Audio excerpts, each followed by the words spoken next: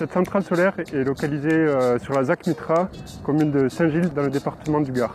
Je m'appelle Frédéric Théron et je suis responsable du développement de ce projet chez Engie Green.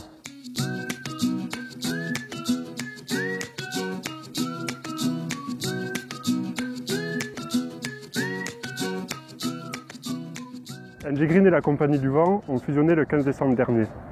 Engie Green devient ainsi l'acteur de référence national des énergies renouvelables. Engie Green, c'est aujourd'hui plus de 750 éoliennes. C'est également plus de 100 centrales solaires qui représentent une puissance installée de 860 MW crête. Engie Green produit annuellement l'équivalent de la consommation de plus de 1 700 000 habitants en énergie renouvelable. La centrale de la ZAC Mitra développe une puissance de 11 MW crête. Elle produira chaque année l'équivalent de la consommation électrique de 7700 personnes, ce qui représente plus de la moitié des habitants de la commune de Saint-Gilles sur laquelle nous nous trouvons. Le chantier a été ouvert début 2017 et touche aujourd'hui à sa fin. Les premiers kilowattheures seront injectés sur le réseau électrique dès le mois de mars 2018. Les panneaux solaires sont installés sur des trackers qui permettent de suivre la course du soleil d'est en ouest. Cela permet d'augmenter la production électrique de plus de 15% par rapport à une centrale solaire sur structure fixe. Le projet dispose de toutes ses autorisations administratives. Il a notamment été lauréat à l'appel d'offres national sur les centrales solaires fin 2015.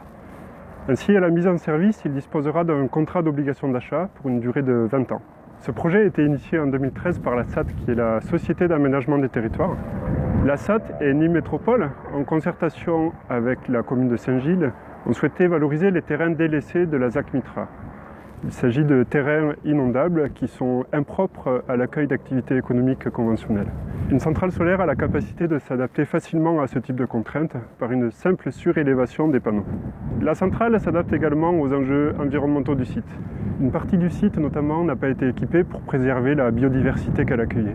Par ailleurs, les haies qui sont présentes sur le site ont également été préservées puisqu'elles jouent un rôle primordial de corridor écologique et servent également d'habitat, en particulier pour les oiseaux. Une convention avec un éleveur ovin a été signée pour réintroduire le pastoralisme sur le site.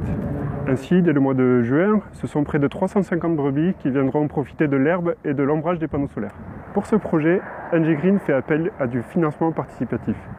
C'est un moyen d'épargne dans un projet utile et concret. Le soleil est une ressource disponible pour tous. La centrale solaire, outre la production d'électricité, va générer des revenus. Par la mise en œuvre du financement participatif, on souhaite partager la richesse que va générer la centrale solaire. L'argent collecté servira au fonds propre du projet, permettant la construction puis l'exploitation de la centrale solaire.